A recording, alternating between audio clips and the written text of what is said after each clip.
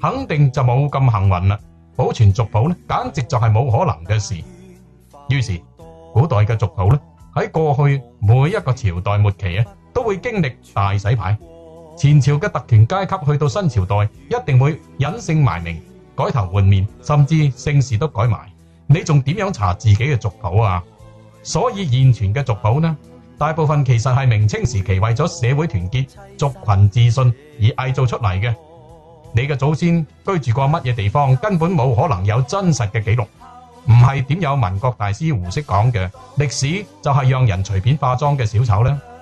中國人為咗生存呢，每一個朝代都喺度做毀滅自己文化同歷史嘅事情，所以導致我哋要追究自己到底係廣府人同客家人，其實係冇可能嘅。除非將來有基因技術可以將死人嘅基因復活而進行全民對比啦，就有呢個可能查清楚。但係呢個分分鐘牽涉到國家安全噃，你有機會查到咩？所以對自己祖先係客家人定係廣府人嘅答案，其實根本就冇標準。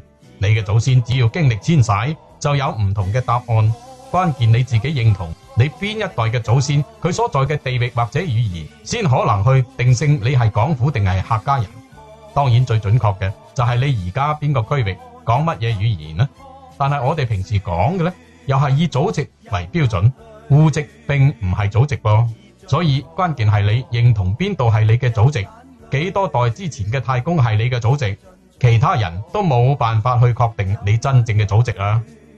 就好似陳濟棠啊，專家話佢係客家人，祖籍客家，你偏偏話佢講粵語係廣府人，其實都冇錯喎。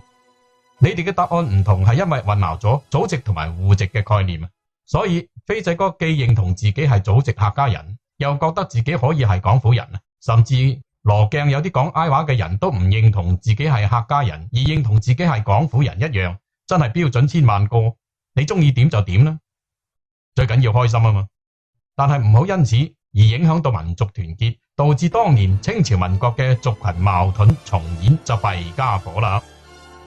孫中山先生當年曾經努力幫助三大族群實現團結，可惜鄧仲元之死，等廣東佬陳炯明血壓升高，一氣之下炮打總統府，三大族群重新分裂，打破咗呢種寶貴嘅團結。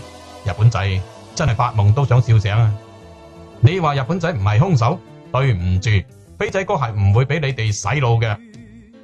所以我哋廣東粵人一定要以史為鑑，喺關鍵時刻一定要支持國家統一，支持政府，支持民族獨立，咁樣我哋中華